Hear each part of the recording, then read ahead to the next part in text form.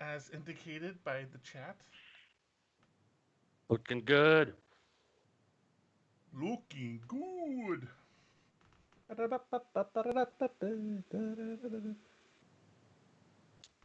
Do a quick retweet here, and we'll kick off. I got a ton of stuff in Trello, so aren't you know, baby?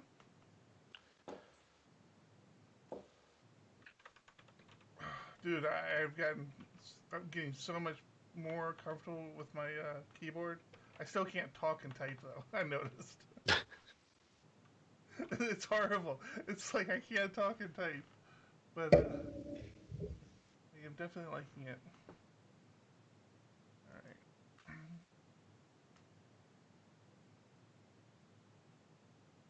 You guys ready? Yeah.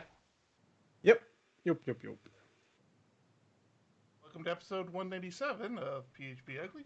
I'm your host, Eric, and with me is Tom and John. Hey guys. Hello. Where's our I'm intro? trying not to scream. Oh my god, how many times are you gonna ask me that? Every time until like you a play child. it. I need to hear it. Is that what gets you psych? Is that what gets you? I still have that. Where was that other intro I had? Like the it's about to get ugly. Here we go. Here's our other. It's intro. gonna get real ugly. Yeah, you can't hear that because I don't have that going to loop back. I forgot about that. Professionals. 197. Oh, And you think we'd have this dialed in by now? not at all. Not even a chance. Not even a little bit. How's everybody doing? Good. We have a short week this week, so everybody's kind of winding down. Are you guys taking tomorrow off? No. No. Oh. I'm not taking off because I'm working on a project. I have this little flow going right now. I've been doing a bunch of refactoring, and I just don't want to wait until Monday to get started again. So I'm going to work some tomorrow just to get this little piece done. But I love coding, man. What can I say? If I wasn't doing it, I do have to do some coding on our SDPHP site. I noticed there were a couple bugs on there, so I need to get on there and do a little coding. But man, I don't know.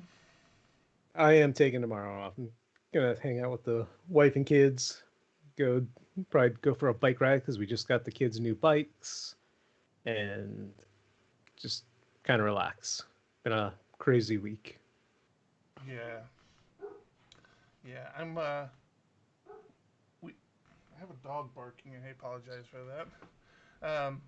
I'm getting pretty excited because we have a we have an internal project we've been working on for a while, and it's getting really close to like a beta release, and I'm I'm really excited. I'm proud of myself because I made a lot of compromises on this project, and it but I'm happy where it's at. I'm I see a lot of potential in growth for it, but um, I'm excited. Something's happening in DiegoDev that's ours. Something's happening to your dog. Is it okay? And to your desk. You keep banging on your desk. I keep bringing I'm a happy guy, man. This is the guy I am. I'm like one of these guys with the hands that have to wave around. Wave them in the air like you just don't care, just not on your desk. I worked over the last weekend, on a code quiz, and I'm afraid I might have spent too much time on it. I mean, was it too much time because you couldn't figure it out, or too much time because you were just having too much fun? I was definitely having too much fun. They weren't very specific about what they were looking for outside of it needing tests and a functional API. And I just got into it, and I made a Vue site, and I did TDD, and I wrote everything out as an API, and I got Postman working with it, and I have a Postman collection for it, and it's very pretty and works very nice. And I submitted it to him, and then I decided, well, I could do a little more to it too. So I hopped back on it, and I got Travis CI working with it. So I got the little Travis badge that says build successful or build failed or whatever. And I can't understand Travis CI, how they're making money. Like for the work, couldn't tell you. for the work that it does, because every time I pushed out to the master branch, it spun up 2 VMs, compiled and built and installed everything, npm and composer, and then ran all my tests and gave me responses. It's it has a database, a functional database that it writes its stuff into. You can write information into. I mean, it's a full-on system, and it's 2 of them because it's 7.3 and 7.2 that I was testing.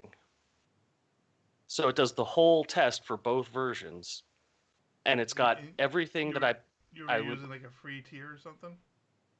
I'm using the open source tier because I wrote it to be just an MIT licensed thing. It's not really anything important, but like it's doing so much work on this little tiny project every time I pushed out, and they're not asking for like my credit card or anything. I mean, there's like a paid version, but if you're working with open source, it's totally free. I mean, that's their hook, right? I mean, I'm sure if it was a private repo, you had to probably pay to use it, and that's who they're going after. They don't. But even then, it's such a small amount. It's like $50 a month or something.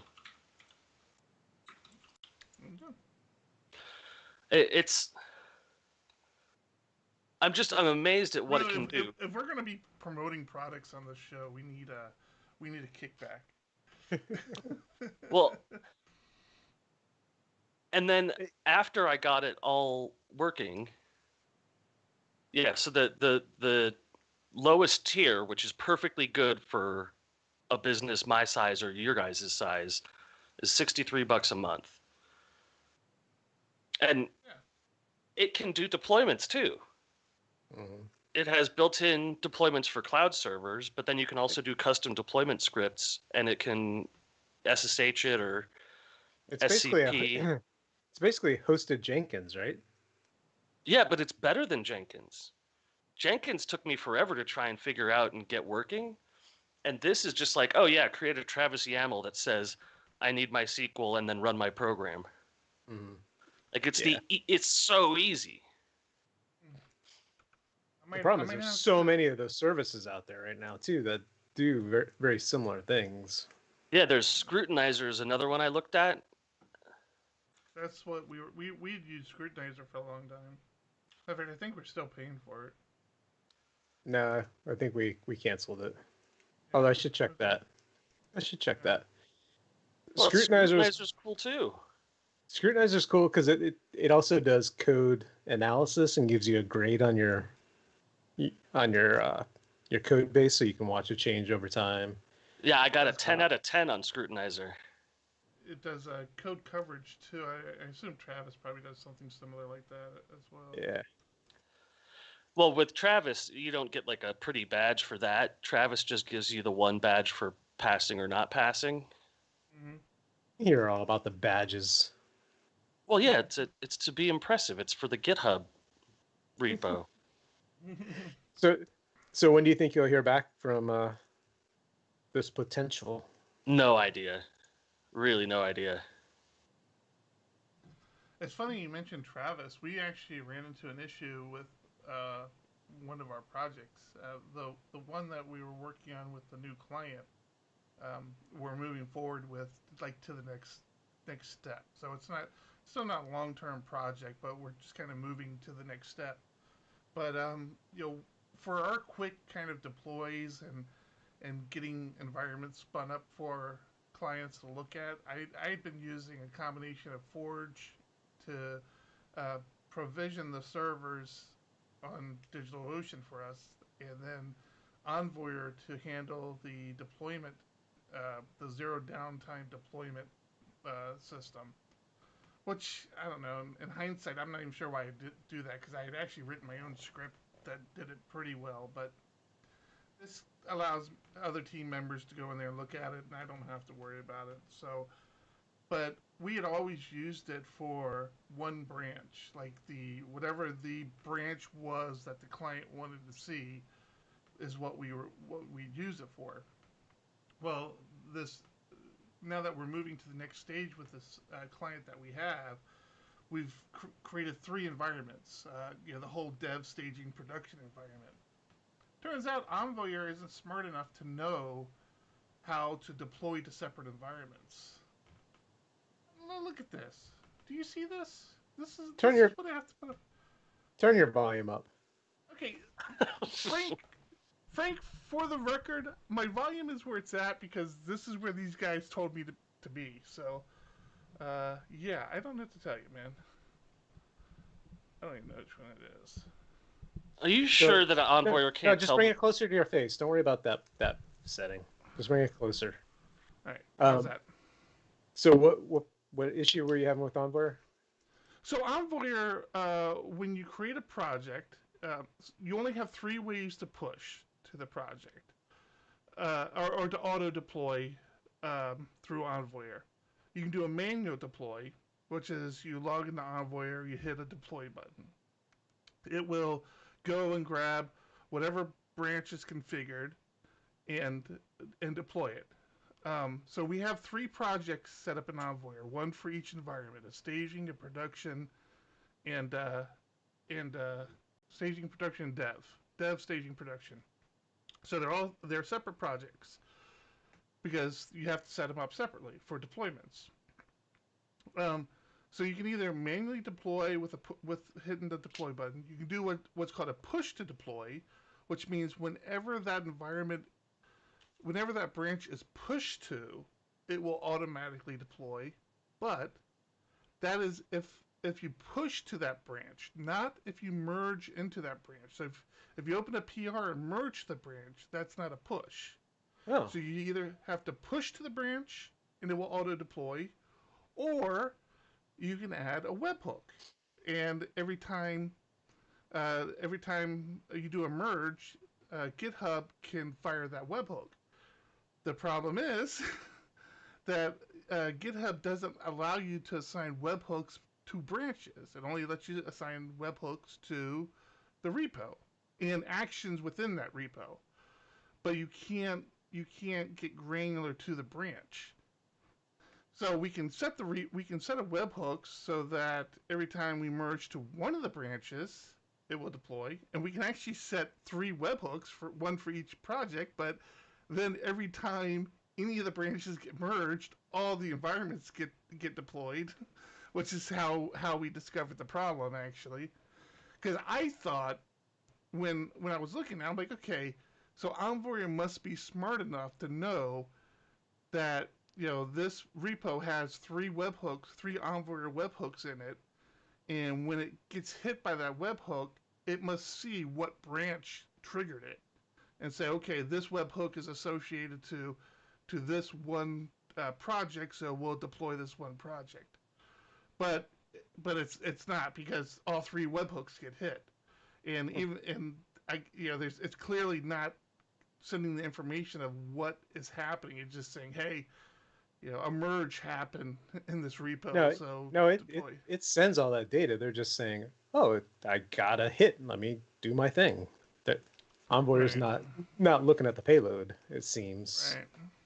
So we basically turned it off for all the projects, and we're having to go in and manually deploy, which is a little disappointing. So might be looking at something else. I don't know. I can recommend Travis CI. I heard that's pretty good. It gives you a cool little badge. Yeah, you get badges. You get badges. Badges are awesome.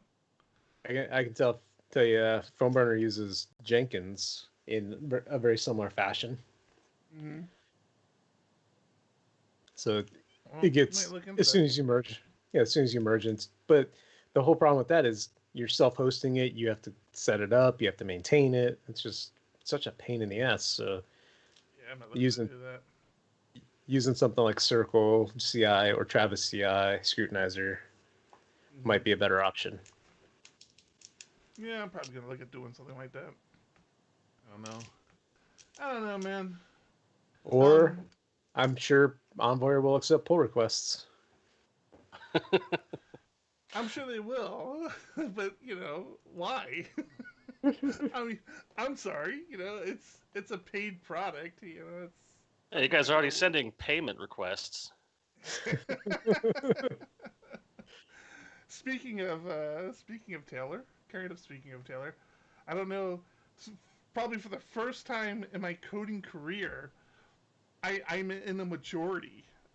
Taylor sent out a tweet on Monday asking how people prefer their models in the app directory, or do people create models? And I thought for sure that I was the minority. I'm like, yeah, I still create the old models folder because it still makes the most sense to me. I don't want to clutter my app folder with a bunch of models. Turns out I'm not so much a majority or minority as I thought I was. 80% of the people said that they use app/models to put all their models in. So it was nice to see. Yeah, but did you see the follow up to that? I did not. Was there follow up? Yeah, so I Taylor. figured the follow up was going to be Taylor just saying, "Oh well." Well, no. So follow up part one was that Taylor had already created and I believe merged the pull request for it before the voting had ended. Okay.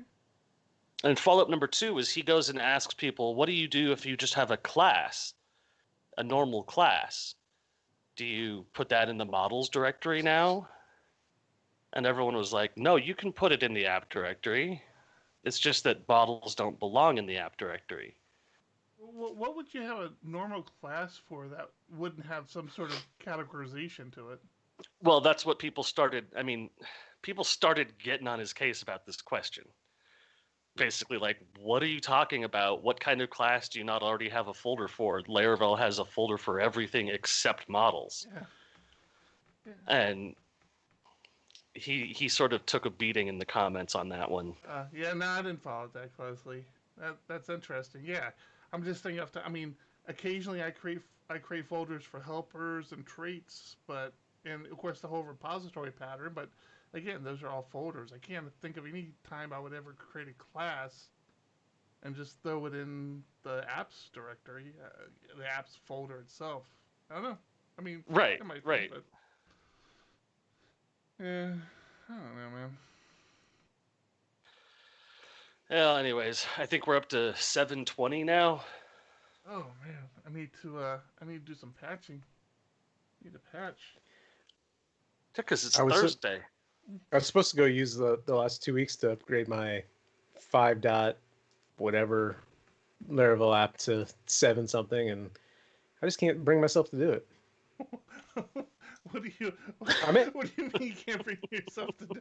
Like you just don't It's want just to a- see the little birdie leave the nest? I mean, what the hell?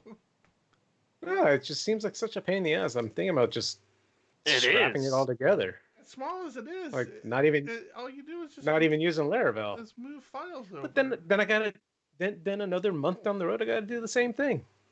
No, because What do you Sounds mean like a month? then you'll be Week. current, and you can just do a composer upgrade. There is such a thing as called composer upgrade. I mean, you can try that. Okay, Try that in your existing project. It might actually work. Although back in 5, no. routes weren't even in their own folder back then, were they?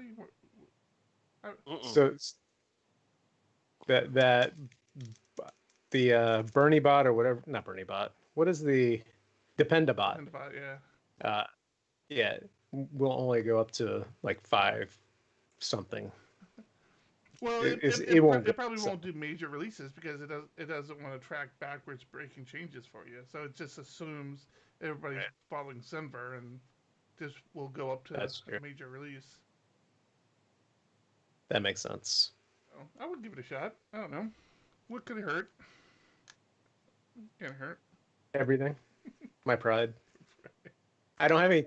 The other problem is I don't have any tests around that code. So my goal for the past 2 weeks was upgrade Laravel, add tests, get some sort of CI around it. But And you did none of that. then other things happen. Then other things happen. You just on phone calls for hours on end. Yeah. That's always fun. We this week did sprint planning for the next 6 weeks, right? And we got into discussions around a couple of topics where I was just turning my camera off and being like, just shaking, like, what the, like, going crazy. Because in the time we had the discussion, I could have written the code that needed to be written. It was so frustrating. Such simple topics. One of them was around that they want to change buttons in this piece of code. And the mock-up they got from a designer showed this button with a green gradient switching to a checkbox, which is fine until you think, well, what if there's an error condition, which in the current code base isn't handled at all right now. Either it's just ignored or other things happen. It's a horribly written jQuery JavaScript spaghetti nightmare. But they want this gradient.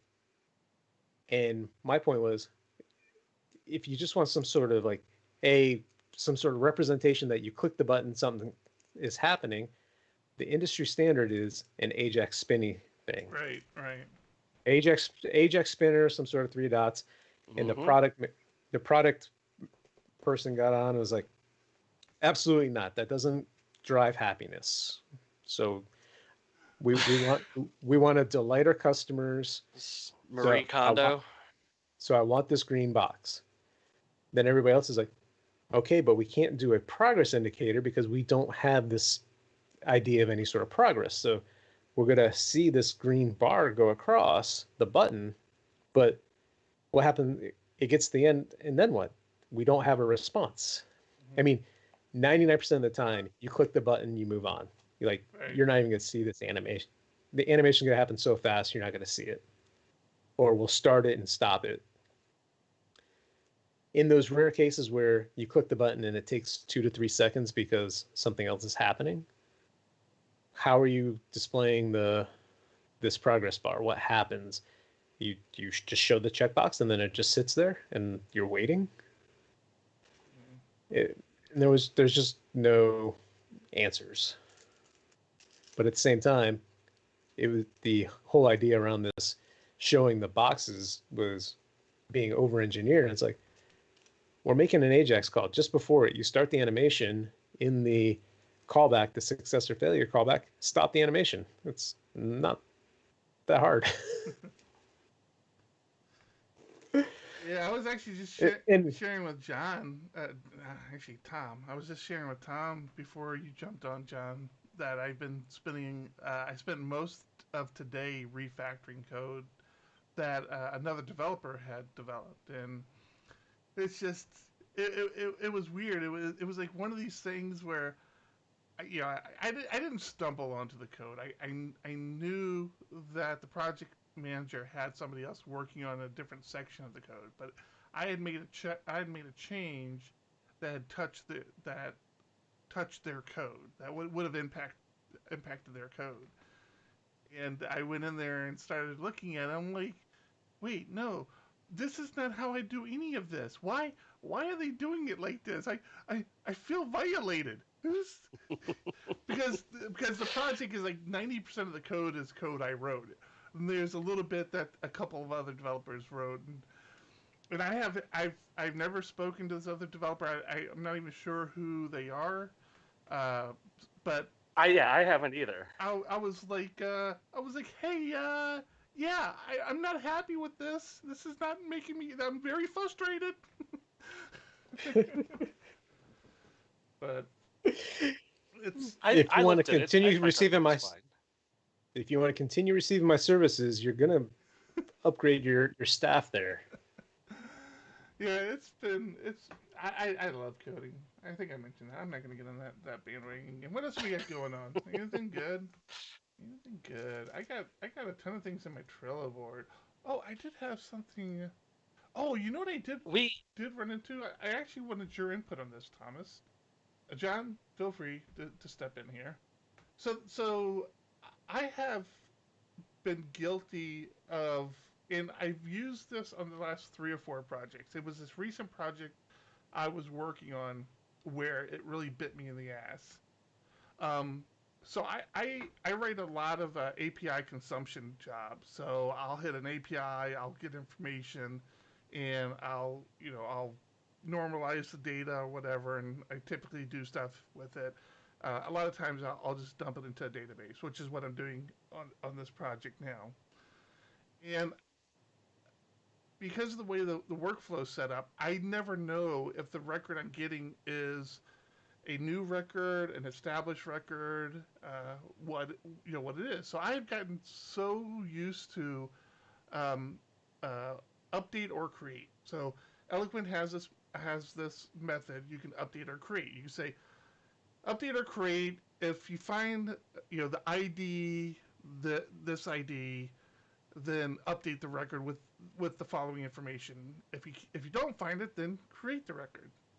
And I've used this a ton, and it works well. I mean, for that purpose, it works really well. What I've discovered is that doesn't work on pivot tables, though. so these records I have coming in, we're breaking them out into different tables now, and we're creating these pivot tables.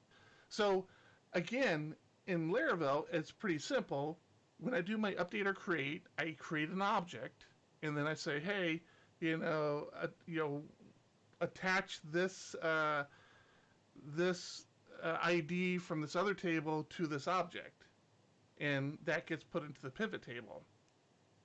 And that was, I don't know why in my head I thought the pivot table would that call, that attach, would automatically say, oh yeah, I already have this pair, I already have this definition in my table. I'm not going to create it again. But that's Oh, so it was attaching it twice. It was putting 2 records in there. depends on how many times I ran the job, John. 2, 3, 4 times. you know, it was quite a few times. Yeah. so I'm surprised with the pivot table that it's not a unique key. Like it couldn't. well, so I could have made It it. I shouldn't. could have made a unique key combination in the migration, and I did it because I didn't want it breaking on the import. And quite honestly, I just assumed and I still think about it. It's like, okay, what edge case would you either A, want that to happen, the duplication, or B, want a hard fail there? Like, in my head, I'm just thinking, wouldn't that case always be, oh, hey, I already have this combination in my pivot table. There's no need for me to create it again, and I'm not going to give you an error because it's what you wanted. So you already have this pivot record. We'll just move on. I can't think in my I don't think that's a I don't think that's a use case. I think that's just an incorrect usage. well so well wait, what do you mean incorrect usage? What I'm saying? Because Yeah, I I'm think wondering if that wouldn't be a good effort to do a PR for Laravel. it sounds like it might be a bug for creator insert or update or insert. Well, no, because this is not even created to update or insert. Update and insert just creates that first record. Then so that's the Right. He's doing 2 calls. You're doing create or update and then attach. right, exactly. So I So let's the say user. I create an object called user where I do create an update to the user table.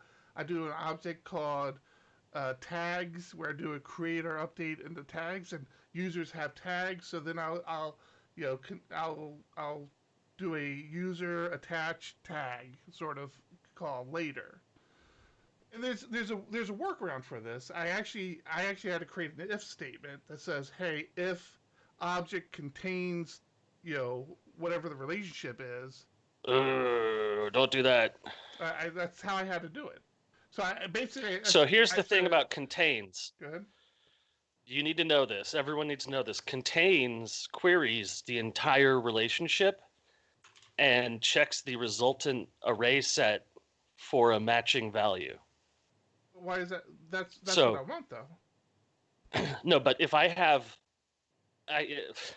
for example, today, a user with 9 million records in a relationship, and I want to see if it contains number 30, it fetches all 9 million into memory. Yeah, I see what you're saying. I mean that would be a problem Contains- with scale. This I'm not. No, it's a problem of not understanding and not anticipating, because people don't understand that with Eloquent, everything else is so nicely implemented into MySQL. Contains is not part of MySQL. It is a PHP in-memory function, and it should not be written the way it is.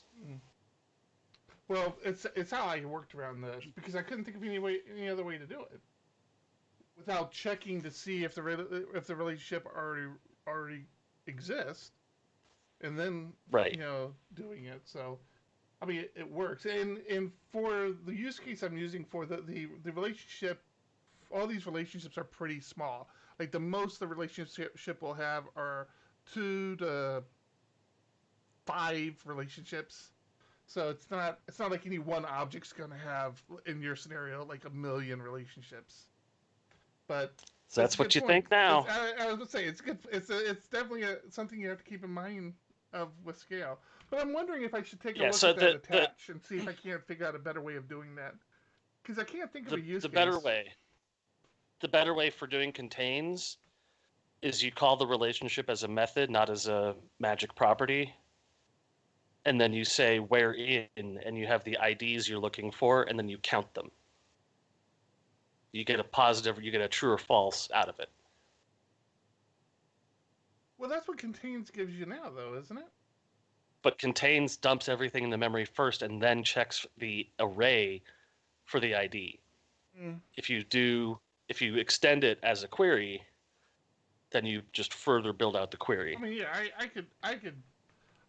I could be very specific and do a DB, colon of that table and see if that key combination exists.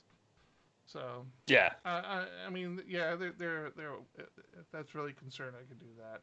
But I still feel like I can't think of a good reason why attach just wouldn't have that as its default behavior.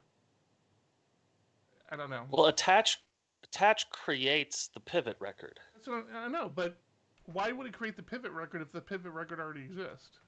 Like it should check. It should check to see, hey, does this pivot record exist? No? Okay, I'm gonna create it. No, because that's sync. I can attach 10 of the same thing to a user model. Oh shit, I forgot about sync. Maybe that's But sync, you have to know all of the IDs that you want to sync. Otherwise, it's going to delete all the other tags. Right. That's There's fine. also I have that. I have that in this There's case. also an attach if doesn't exist, I believe. Attach if missing.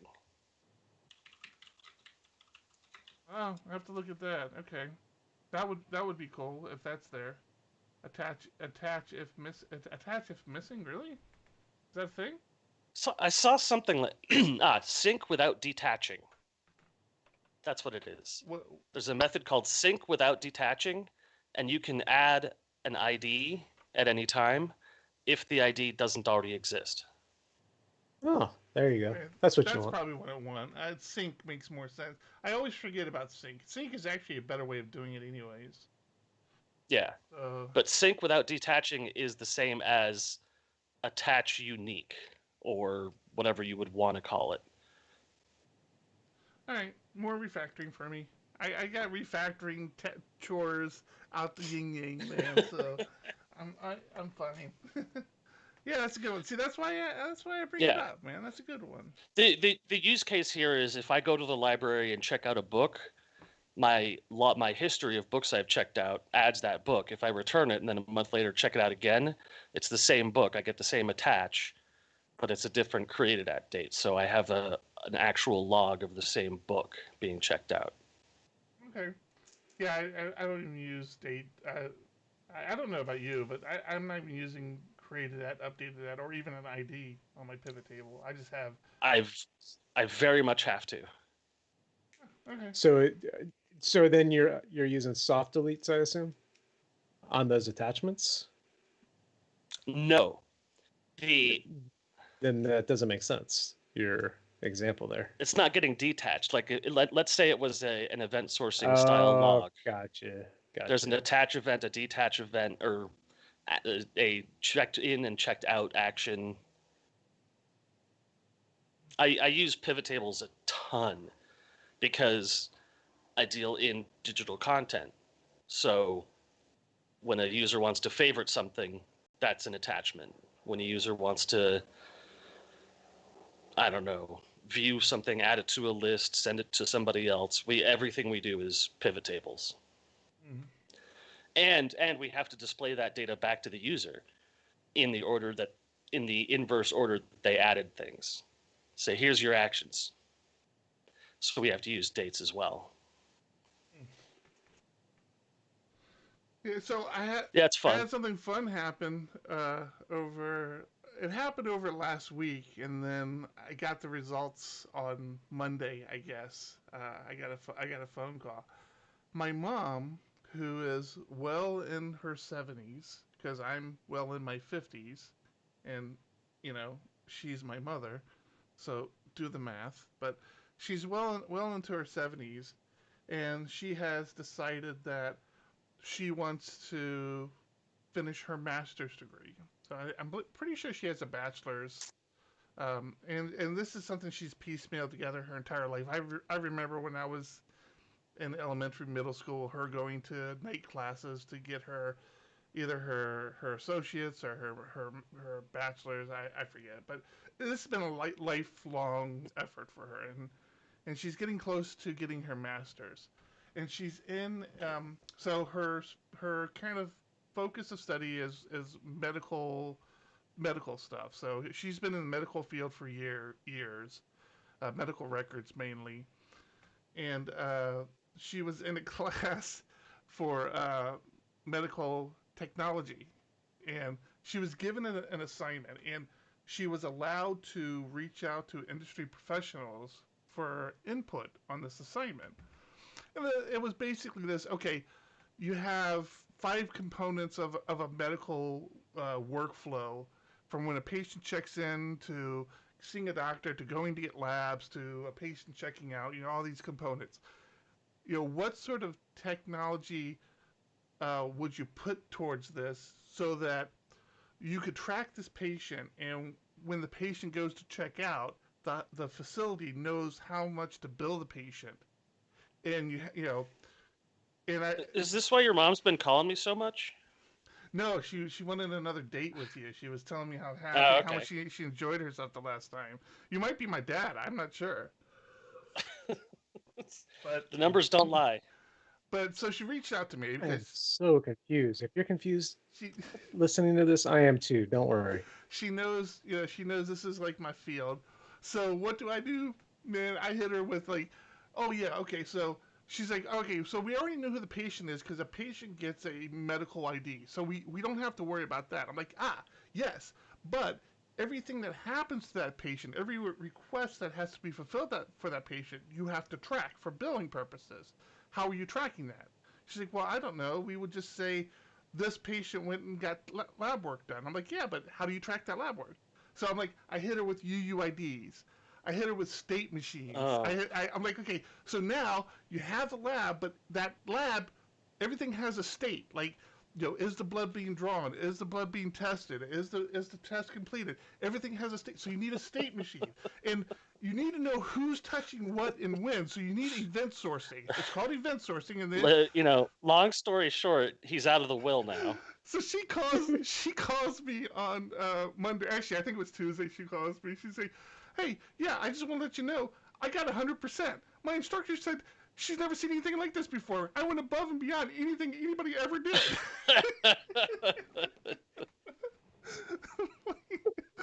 She was so giddy. She was like, this is the best grade I have ever gotten in my life. This is fantastic.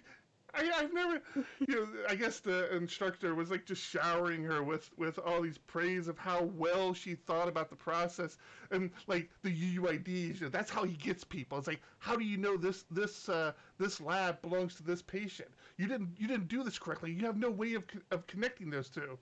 I'm like, hey, it's what I do. That's awful. The best my dad was like, make me a volcano for the science fair, and I got a B.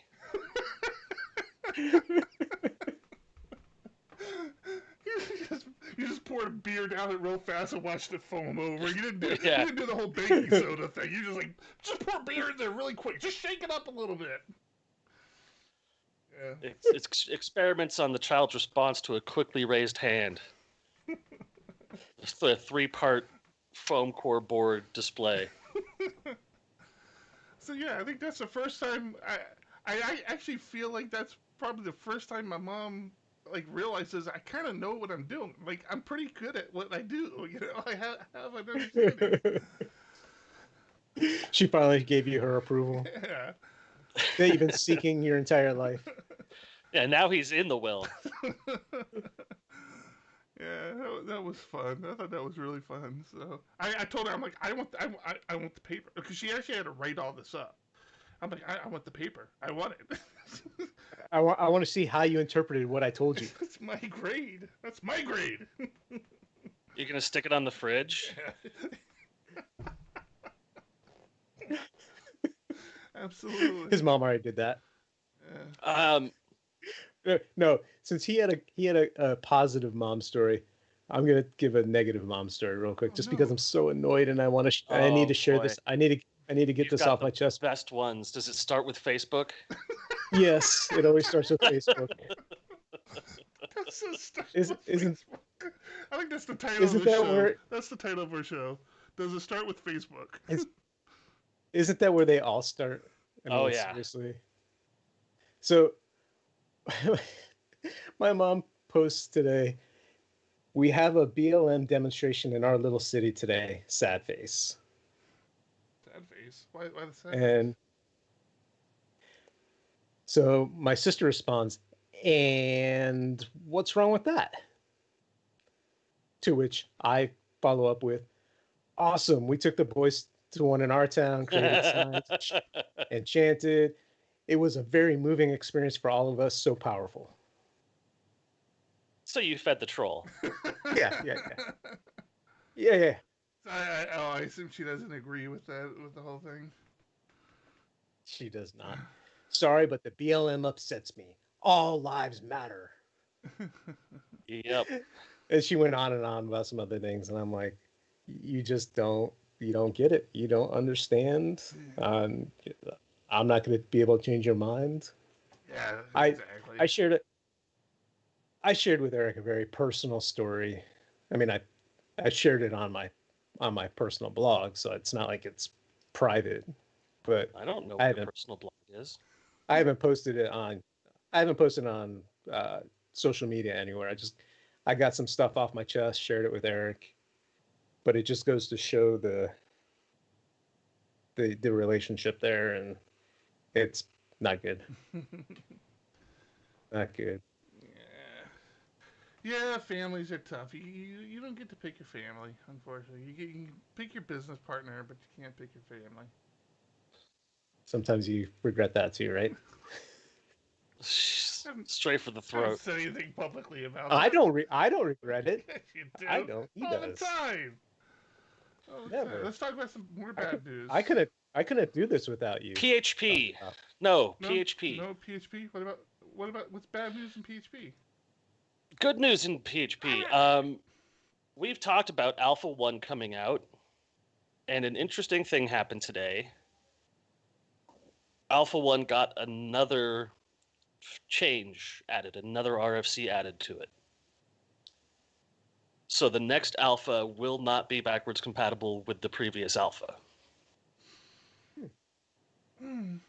Okay. Why is this good news? I'm sorry. What am I missing? So the attributes functionality that was added, the attribute functionality that was added to PHP 8 uses double less than attribute, double greater than. Oh, right. I did see somebody post about this. Yeah. Yeah. So a bunch of people were like, well, listen, that's a problem because it's Stupid. verbosity is too hard to read. You don't know which way it should be written. The nested attributes don't make sense. And it looks like generics, which if you're in another language, yeah, that's generics. That's true. Plus save it for generics when we finally get it. Exactly.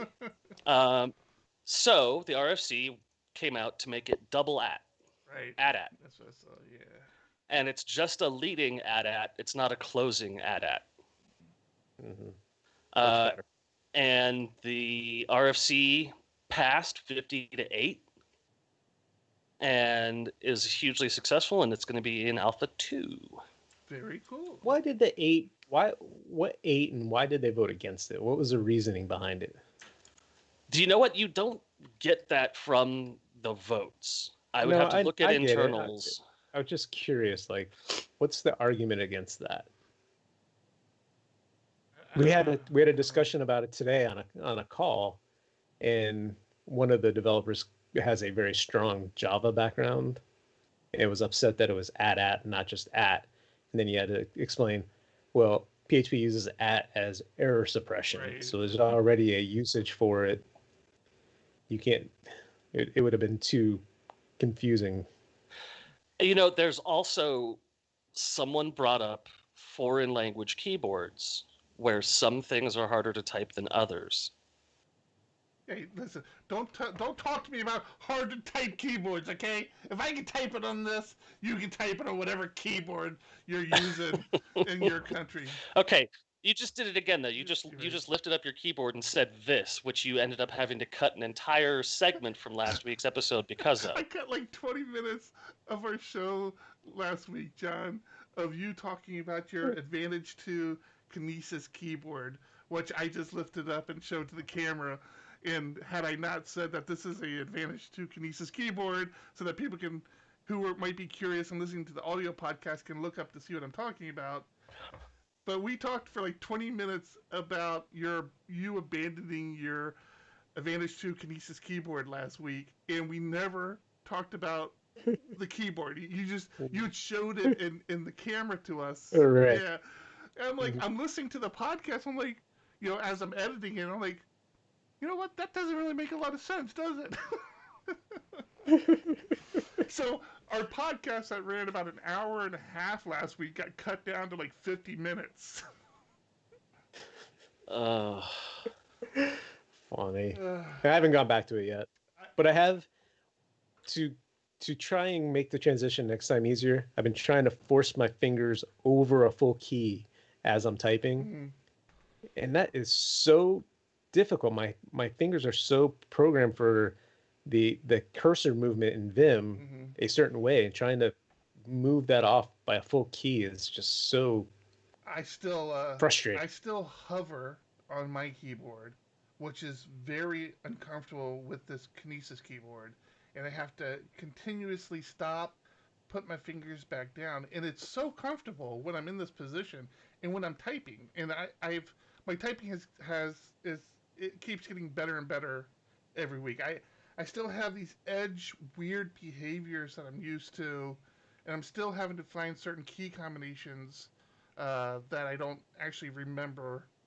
But for the most part, like just general typing, I'm so much nicer now. I'm so happy I'm a Vim user because life is so good for me. Yeah, the Kinesis keyboard, I'm getting over the hump. I'm getting over the hump, so I'm happy. I'm happy with it. Awesome. Going back to that PHP 8, I also heard, I haven't gone and verified it all, but there is a PHP 8 Docker container available, so you can start testing now.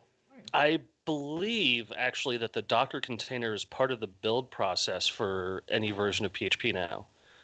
So you can.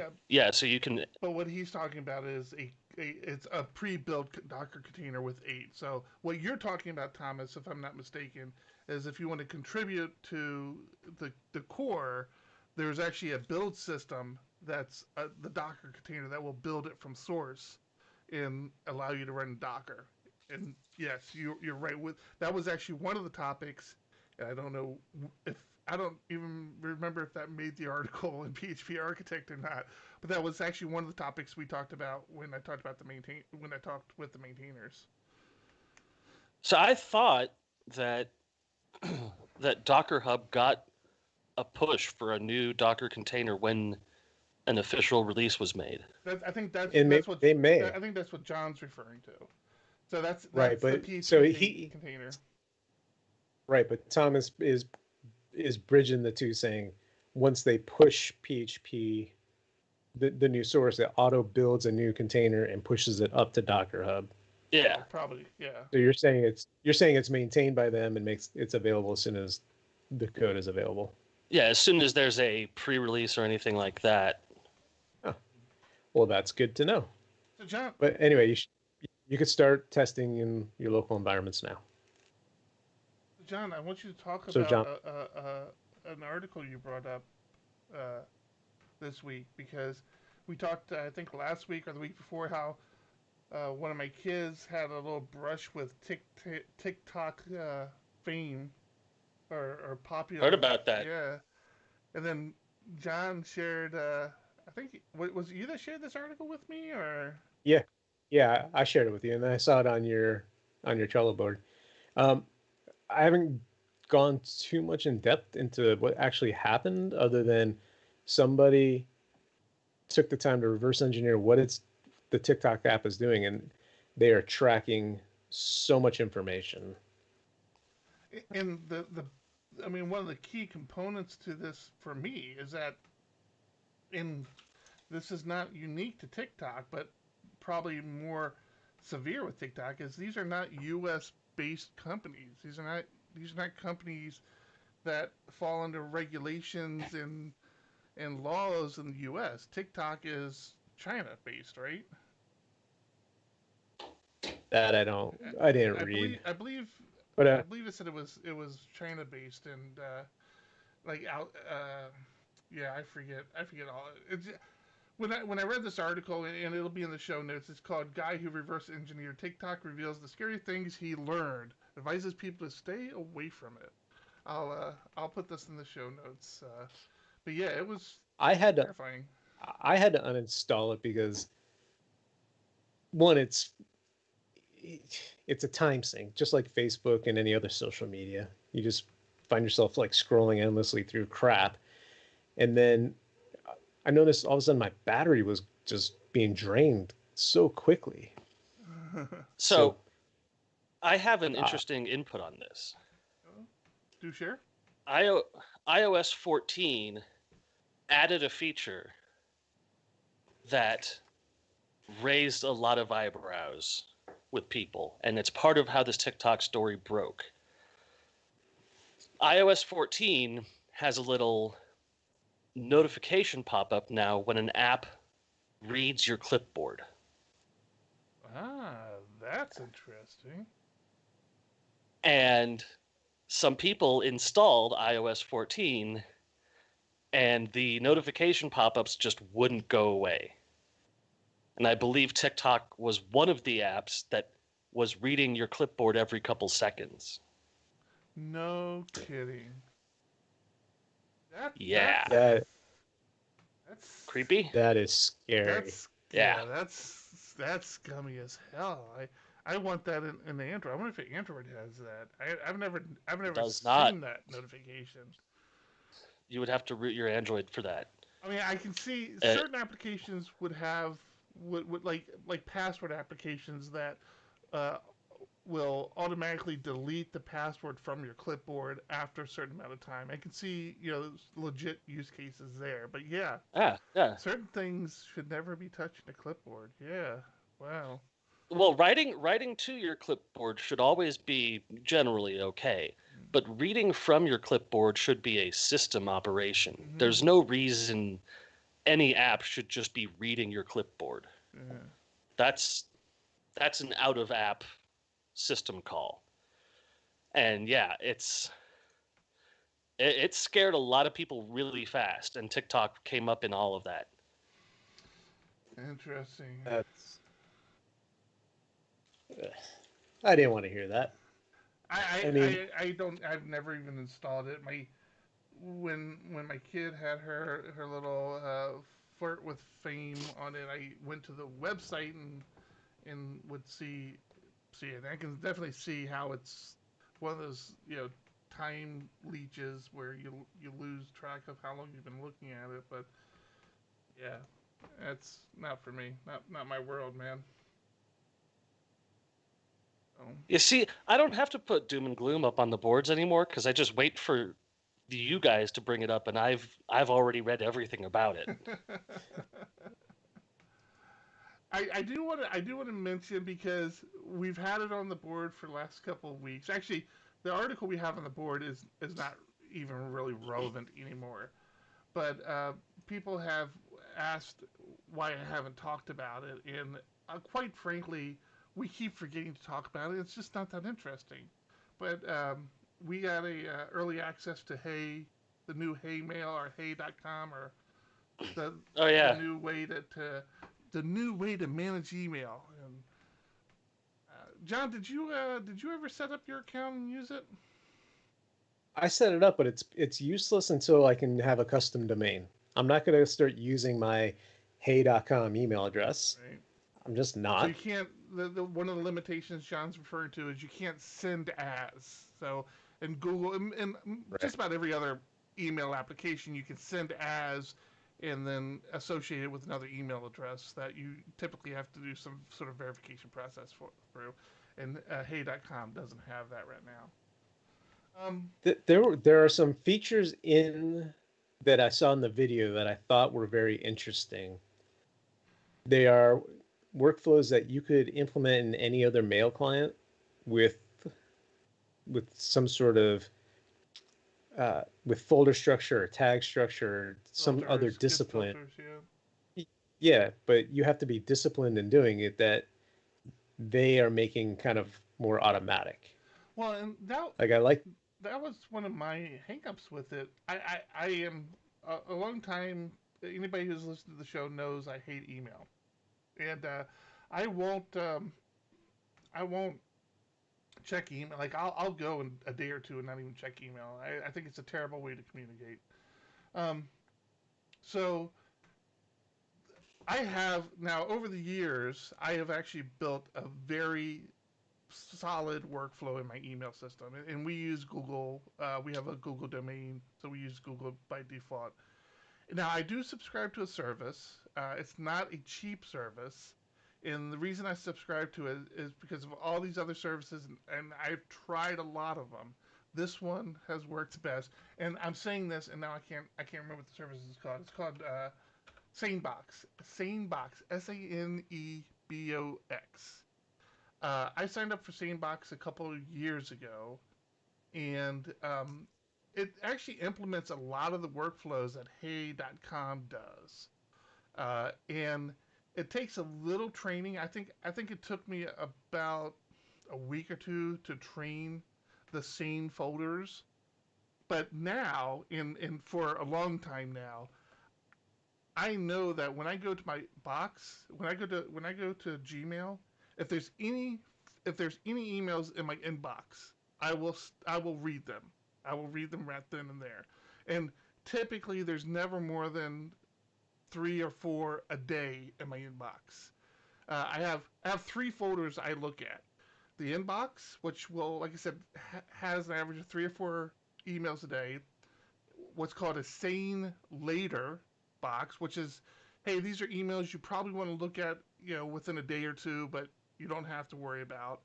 And there's a sane news box, which is just, hey, here's all your newsletters, here's all your blah blah blahs.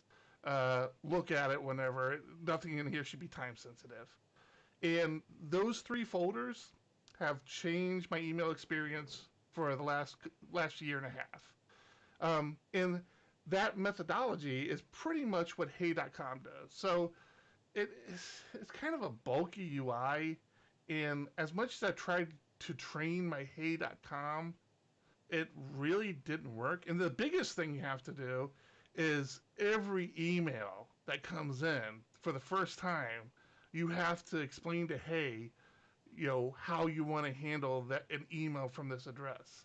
And that is just there's just too much training going on there. Sanebox did it for me pretty quickly, pretty easily. I didn't have a problem with it. I don't even remember it being that intrusive. But like I said, it's been a couple years for me now. But yeah, to John's point, there's some other niceties. Somebody's asking if it was just a glorified UI wrapper. It has nothing to do with Gmail at all. It is its own service that they are offering. The whole stack thing they have going was intriguing. You can quickly run through your mail and I'm going to reply later, so that at some point in time when you want to just sit down and reply to all your email, you can just do it real quick.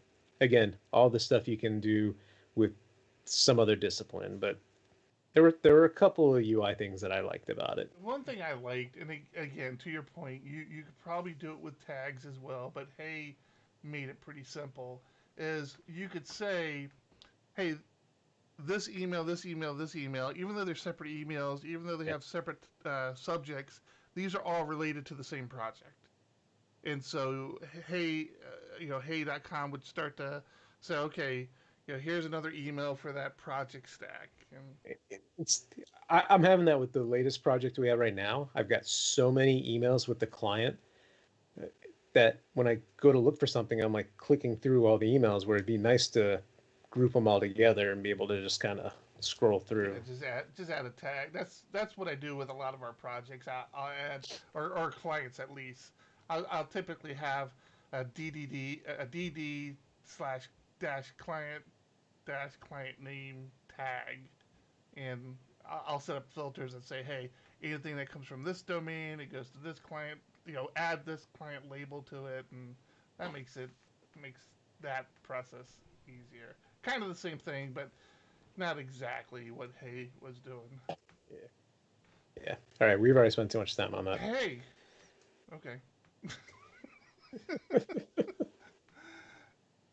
Yeah. And we lost Thomas. Thomas got bored. That's fine. Thomas got bored. He's like, I'm out of here, man. Screw these guys. Oh. He's back. I'm sorry, Thomas. Did we bore you, Thomas? No, but it just feels to me like somebody making a really nice paid Gopher app. We moved on from Hey, but now you have me curious. What do you mean? I was gone for 5 seconds. That's all it takes in this show. We were like in a car, squirrel. Do you remember the Gopher protocol? Yeah. Yes. It's dead. It's long dead. Yeah. And to me, somebody making like a somewhat hacky, very corporate rewrite of an email client, a web-based email client, feels like, what are you doing? Why are you wasting your time on this? I disagree. There's got to be a change to email. There's got to be some rethink of it, and they're trying, and I applaud them for it. They're trying, but email, I mean, fundamentally doesn't do what it was supposed to do. Yeah. Maybe Usenet. There are some great Usenet clients. Usenet has a huge number of features that are untapped. Maybe start rolling out custom Usenet servers for internal discussions on stuff, or so you want to hear a crazy idea? Sure. I don't want lame ideas, which, Hey, is a lame idea. And the moment it was announced, everyone rolled their eyes and went, I'll try it. When who was the MTV guy who started the whole podcast craze and was like, he was like on the forefront of Bill Burr? No, not Bill Burr. What the hell was that guy's name? I have to look it up. Arson? I can't. No, it was. So you're gonna make me look it up now, and I'm gonna have to edit all this out. Podcast. Adam Curry. Oh, Mark Maron. No, Adam Curry. Adam Curry was. I mean, this was I mean, there was no podcast. There was no podcasting. There was none of that. And he was like one of the first ones that was like that I knew of, who was Adam Adam Carolla. Carolla. That's right. Good call, Frank. Jeez, oh, Flip. Frank in Discord coming in for the save. And YouTube. He's not in Discord. Anyway. Oh, YouTube, yes. So he was like on the forefront of creating podcasts, and it was going to be the new internet radio and all that. And my whole thing was no. What it should be is the new email. Like, think about your family subscribing to like services for each other, and that's how you communicate. Like, you don't send emails. You just do quick little recordings, and then because now your mom doesn't have to learn how to set up an email or anything. They just know to click on this link, and they can see if they have any messages from Tommy Boy, and they click it, and they don't have to read it or anything. Tommy is there talking to them, and maybe even video. And I always thought that podcasting... Well, people did try that. Oh, really? See, I always thought that was going to be, like, that whole RSS feed podcasting thing, that was going to replace email. Like, nobody's going to write an email anymore. Why write an email? You can just do these quick little, hey, just wondering if you had a chance to work on that project. And, you just subscribe to these different channels. And I always thought that was going to be a good idea, but I was wrong. Well, there was stuff like Real Audio, and they were trying to push that kind of thing. I mean, you start going back into the late 90s, there were a bunch of people trying to push that kind of tech, but it's imagine if Twitter was built on top of the SMTP protocol. I mean, that's what Hey is trying to do. They're trying to say, hey, the protocol's fine, but the feature set's missing. It's like, well, then the protocol's not fine. The protocol doesn't support the feature sets. Read receipts is the perfect example, because read receipts, you can enable it, but no one's going to follow it. Well, that's the thing. And they're not even addressing the real issue with email, the security aspect of it. And there's nothing about hey.com that's any more secure than just regular email. So... Right. Well, and I mean, even better, there's a lot of advancements made in email about having to digitally sign stuff, having double opt-in procedures, all that kind of stuff to catch spam. But now, instead of spam, I have 1,000 emails over the last 2 years from one company telling me what their daily deals are, or what their forum breakdown for the day is. And there's no system in place to say, hey, these emails expire after 24 hours, and the next one is the one that's important. So Sane has that, by the way. Oh my gosh, yeah. Sane has folders that anything that goes in that folder has an expiration date on it. And sure, but that should be part of the protocol. I totally agree with you. If I'm sending someone a receipt, it should have a receipt meta tag on it, and the client says, I received a receipt, I'm going to store it in a permanently archived location and not bother you with it. Or email actually has a high priority flag. Did you know that? Yeah. Like part of the SMTP protocol. But no one's used it since 98. When made everything everything high priority. Right.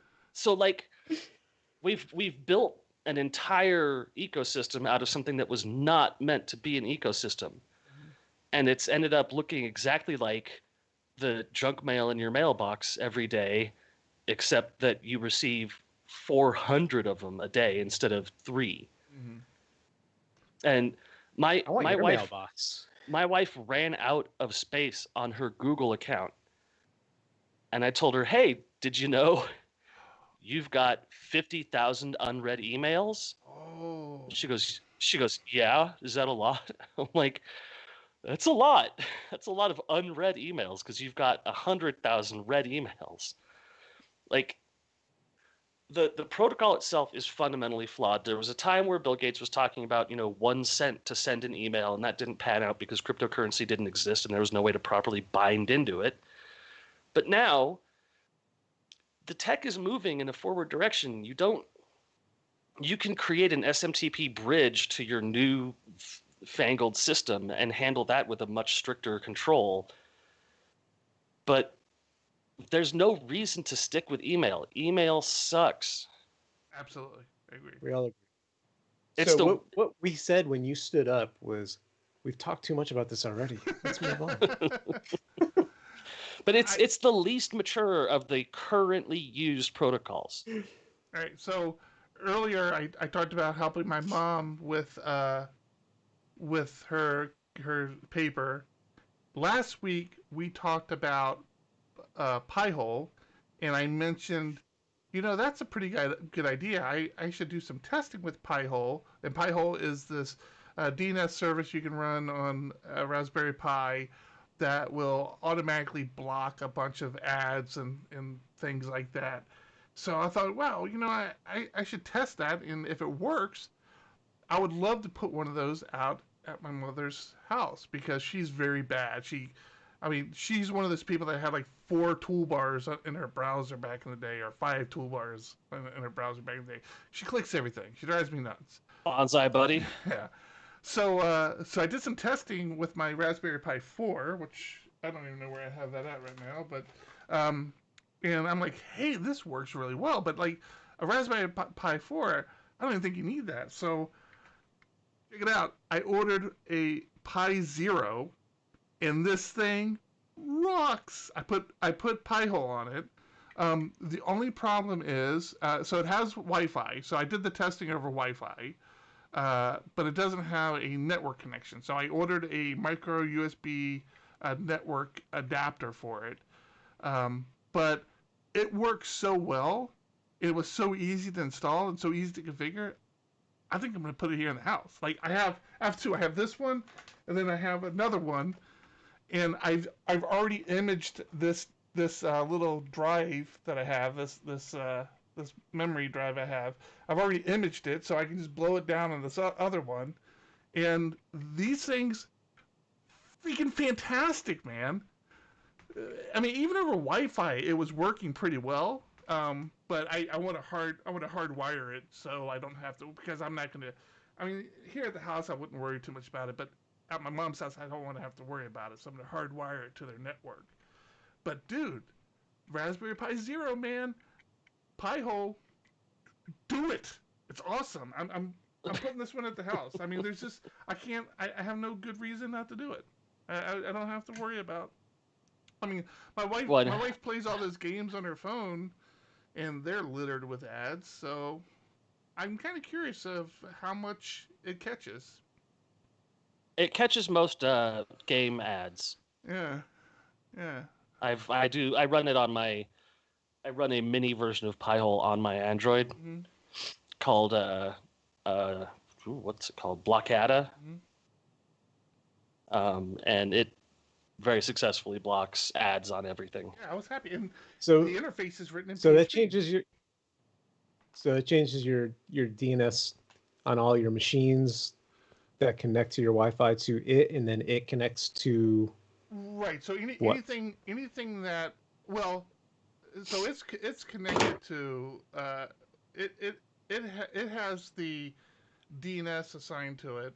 So I just configure it for Google's DNS. That's actually a step in the configuration process. It says, okay, what DNS service do you want me to use? And I just set it up for Google, right. Google DNS. So if you do that, you don't get the best stuff. I use AdGuard DNS.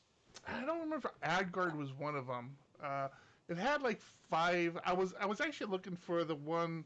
I was hoping they had the one from what's the 1111 one? Cloudflare. Cloudflare, yeah. I was hoping they had that one, but if they did, I didn't recognize the name. Like I said, they had about 4 or 5 of them from the list. So to answer your question, John, that has that DNS. And then what you do is you go to your Wi-Fi and say, okay, any automatic DNS settings you dish out, give him the Pi-hole IP address. So you give the Pi-hole a static IP. Now, of course, and Pi-hole has a lookup log too, so you can see what has been looked up and block and blacklist or whitelist the domains. And like I said, that whole interface is written in PHP, which is I want to get in there and take a look at that and see if they're using any frameworks or anything. But but like you and or I assume you still have yours configured manually to use Google. So ours would actually bypass the Pi-hole because I don't get DNS automatically assigned to my laptop. But my wife does. Right. My wife's phone, my wife's computer. You can still do it. You could actually, you could do a MAC address spoof. What do you mean?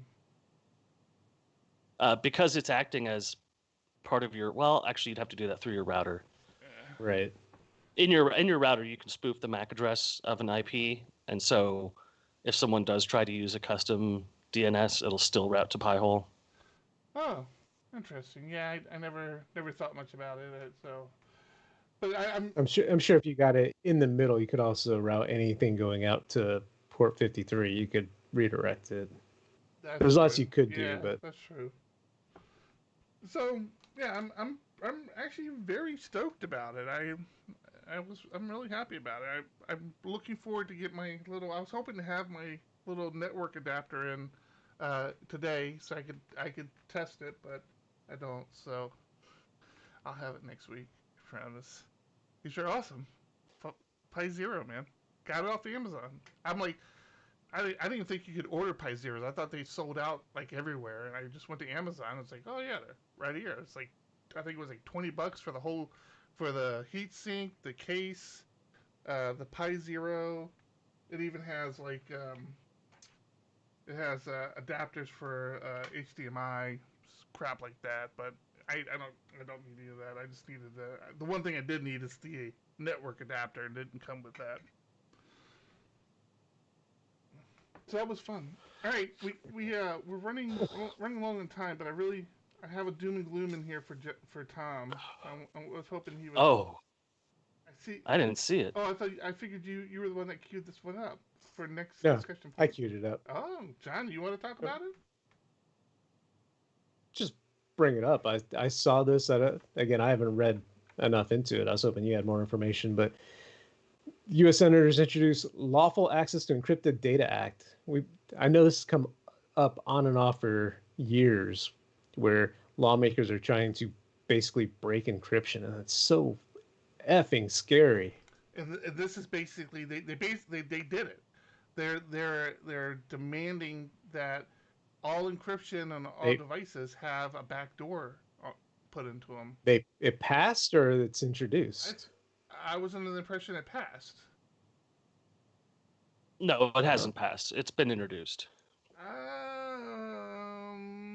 Okay. All right. It may have passed one stage of the process, but it's never going to get all the way through.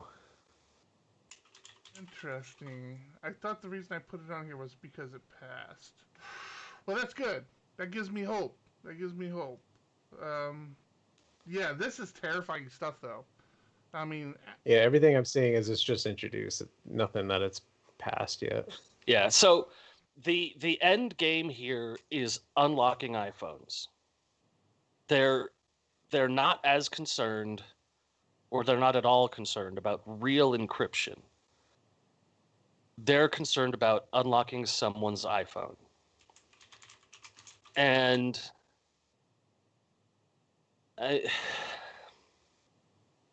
this is one of those doom and glooms that I can't worry about, because it's almost completely unenforceable. It's almost technically impossible, because if you have something like AES encryption or any existing encryption technology, you can't just add a backdoor to a math problem. Right. It's not possible. Right. You'd have to mandate duplication of keys and having one of the keys automatically sent to the NSA or whoever. I mean, that's one of the arguments, though. One of the arguments is that if they make this, that encryption is going to get weaker because these companies... Not just weaker, it'll destroy encryption. Well, again, this is the argument. This is the argument from people in the field. It's like, listen, you're not going to be able to build backdoors for governments to get in there and only have it for the U.S. government. First off, all governments will take advantage of it. And second off, to even build the backdoor, you have to encrypt. You have to cripple the encryption, which means that surface vector is going to be much simpler for actual hackers to attack. This bill is being written by the same people who are also saying that we can't install highway or Y-way 5G infrastructure because it's sending data to the government of China. Like, well, what do you think they're going to do if we put a backdoor in anything made in America? Right. They're going to ban use of all of our technology all over the world. I can't worry about this. It's stupid. And if it happened, it would be monstrously bad. But it's so dumb and misguided that it kind of just can't happen. If they got the law passed, there would be challenges to the Supreme Court immediately from Apple, Google, Microsoft, Amazon, and those challenges would go on for 20 years, and they would probably win because forcing a company to break encryption violates the privacy of every user on the platform. So, I mean, I see the articles come up. Everyone's saying, like, this is crazy, this is stupid. And I'm like, yeah, it is crazy and stupid. Don't pay attention. It's not worth your headspace. Really? Wow. The one doom and gloom that he somehow makes not doom and gloom. Exactly. No. Damn it. It's a bummer that the people in power are so unaware of how technology works that they want to do this.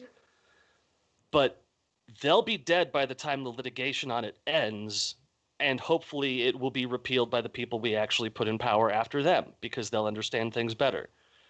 But like, this is a fight that's going to go on for 10, 15, 20 years. I don't want it in my head for that long. I don't. Like, there are much more pressing concerns. The New Orleans Police Department admitted that it has a 94% false positive on facial recognition. Worry about that. Don't worry about this. Right. This is stupid, and no one would abide it. All right. I'm not going to worry about it. Let's Wrap it up. move on. Oh, there's nothing. I don't think we can move on. I think it's a wrap it up sort of time. What do you think? I agree. I agree. This has been fun. Except, I'm friend of the show, Oh, Freak. pulled up the wrong damn slide. Damn, I thought you were going to Patreons.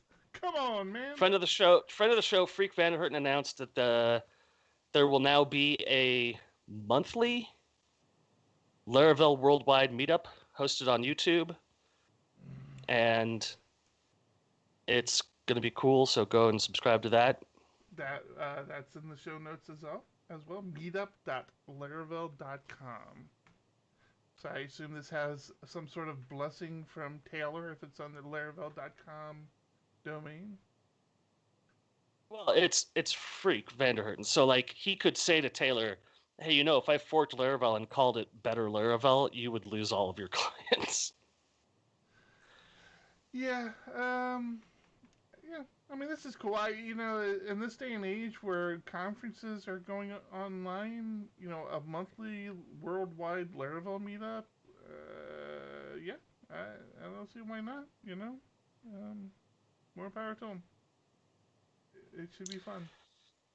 I just hope they have better production quality than late night TV, which for some reason doesn't know how to ship a camera and microphone and laptop to somebody. It's scary that I think we have better production value than some of the late night TV people do. Yeah, significantly It's better. a horrifying thing. Our content still sucks, but our production value has gradually scaled up over the 197 shows that we've put together. I've taken great. I mean, I honestly think I have a better camera than Stephen Colbert. All right, I think that's it. We're going to do it. Speaking of episode 197, which I actually don't even know if that's really the episode. Is that where we're at? Yeah, 197. Yeah. That's it. In the can.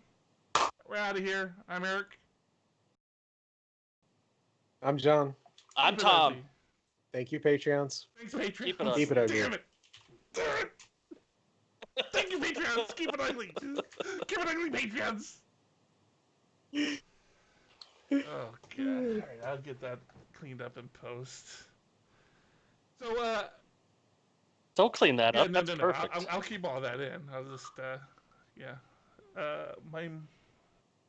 Oh, okay. I'm gonna stop local. Yeah, stop local. Hey, John, I had a question for you though, and I actually didn't go back and read it, so I might have misunderstood it. I saw it in passing, and I'm not even sure if you were replying to somebody or not. Let me stop Zencaster. I think it was on your Twitter stream. You said something about, and if you don't care to talk about it, that's fine. I don't need to talk about it. I just didn't understand where you were coming from with it. Let me see if I can find it here real fast. Here you go. Okay, if you're reasoning about making DC a state as politically driven, then your priorities are in the wrong spot. I don't know if DC should not be a state, but I think the reasoning should go beyond whether Republicans or Democrat will be sent to Congress. Why? What?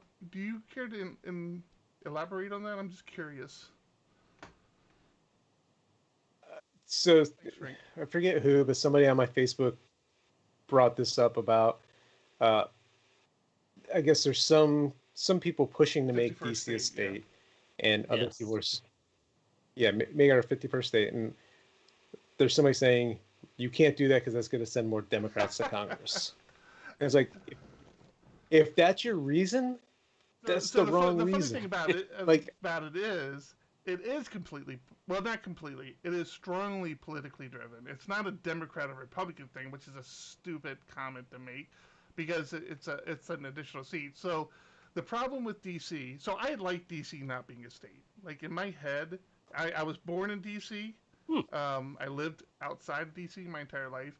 I always liked it not being a state. It was the capital of the country. It was not a state. It was its own thing in the country.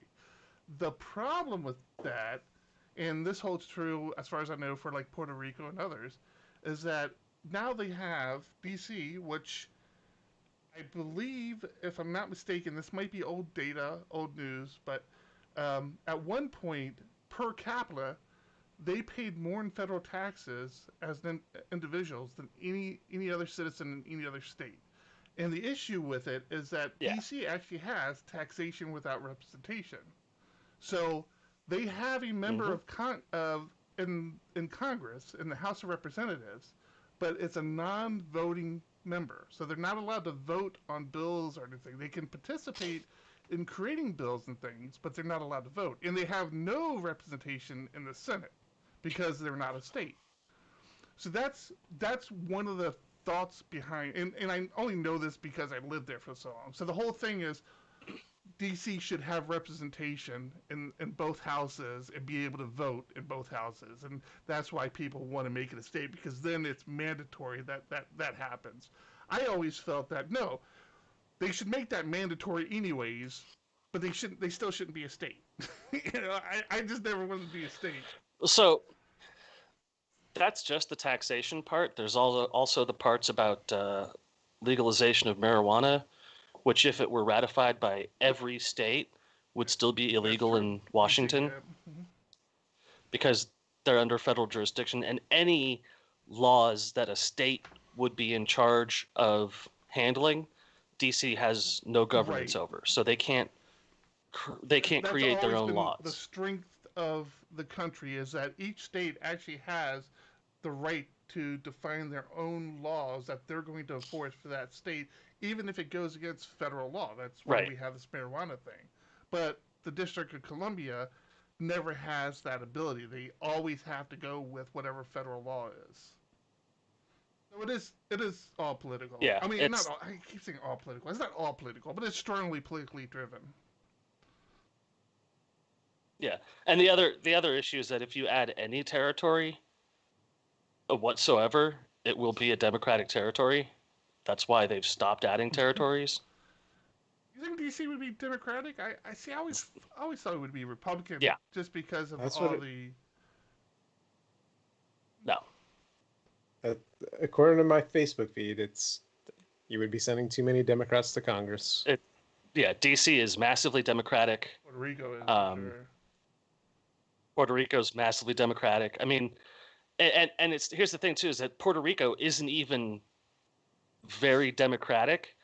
It's just that the American political system has swung so far to the right that centrist stuff seems like extreme left stuff to people. Yeah. Yeah. Like it's I always weird. thought Puerto Rico was going to become the 51st state. In my head, that always made more sense than DC. The petition is still on the paper. I mean, they apply for it every year, and it gets denied every year. I was just wondering if there was more motivation behind that tweet that I didn't know about. That's why I asked. I wasn't trying to call you out or anything. No. Nah, so my Twitter is my way of just like I can vent and say something and not care, but if I put it on Facebook, it becomes this big ordeal. Yeah. I tell you, man, you got to give up Facebook. I don't. No, I can't say that. I go on there so rarely. But I recently tried to do the cross post thing because I realized that I haven't spoken to like certain friends and family who are only on Facebook for like years. I'm like, I need to, like, my non-geeky stuff that I tweet about, I need to be able to throw a hashtag on there that will post to Facebook. And it turns out there's absolutely no way to do that anymore. Like, you can... Nope. Yeah, they disabled all that. Yeah, about 2 years ago, there was a big API war. Because apparently you can still... So everybody's solution is like, well, just go post to Facebook, because then you can auto post to Twitter from Facebook. I'm like, fuck Facebook. I don't want to post to Facebook. Can't do that either anymore. No. And really? If This Then That has a recipe still for it. Oh yeah, there's the a recipe for it. You can't. Facebook won't do it for you, but yeah, there are these little Zapier and services like that have recipes for it, but it can't go the other way. I've been getting into the gun stuff, and it's been very interesting as a person who's always been on the liberal side of things, and like my whole family and my whole circle, and I'm like, I'm building a gun, and people are just like, what? That's insane. And I'm like, have you looked around lately? I think that's the wrong reason to be getting into guns. I enjoy shooting. Well, I've always been into guns. I'm not so much into guns. I just enjoy shooting. I enjoy the focus, I love it. Yeah. I haven't done it in a while. What I love is there's this new movement of liberal gun owners who love making fun of the ultra conservative gun owners while having a gun. So like I saw a patch that has the trans rights flag with the snake that says "Come and take it." Jeez. And I'm like, that's gonna start fights, but it's also gonna be like, hey, you want to bitch about your freedoms? I can bitch about mine too. You can go screw yourself. I guess I don't know. We don't need to create more tension in this country. There's enough tension, but that's funny. But it's not tension. Like if you look at the morale patches that are out there now, like the National Rifle Association. It's you got to see like the sense of humor that liberal gun owners have is pretty great. What's this? What is that? I see the shells. What's the other thing? Those are shells. Pear? No, it's my shotgun badge from my Boy Scout days. Oh, no kidding. System patrol. I was nice. I'm working on getting assistant senior. I'm gonna order this badge tomorrow. I was a Weebler Cub Scout, and that was it for me. Oh wow! I want that. I want that badge. And then I had my rifle badge. Yeah, what is the pear-shaped thing, though? Both of them. I don't know. I mean, I figured you would need to know if you got the badge, but hey. It was it was 1 or 2 years ago. Look in Discord. This is a patch that I'm buying tomorrow.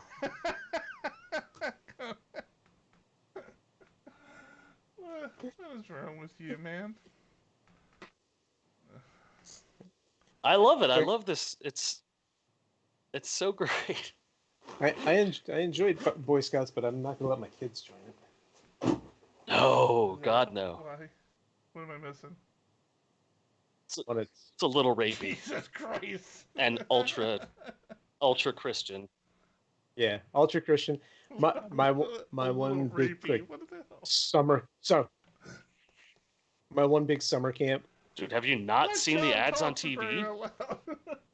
There's a class action lawsuit for kids who Oh, are raped no, by their counselors in Boy Scouts. I wasn't good. It didn't go that far. I wasn't gonna go that far with my Did story. you get a little raped, John? We shouldn't laugh. That's not a joking matter, but it was just funny how Tom said it. Yeah. My one big summer camp away in the Boy Scouts. I'm sharing the tent with an older kid, and he's asking me if I have a sock he could borrow. And at this point, I don't know what he's doing. I don't know. I don't know. I'm too young to understand what's going on. And then like things started to make sense. I was like, that's kind of gross. You need to stop it. Did that really happen? What is wrong with people? Did you stick pubescent boys in large groups in for rubbing my tents? junk on John's keyboard when we had shared an office. Man, that was horrible, though. I'd never asked for a sock of yours. So, you've only got one ball. It's only half as bad. I got something to tell you. I'm stopping the stream.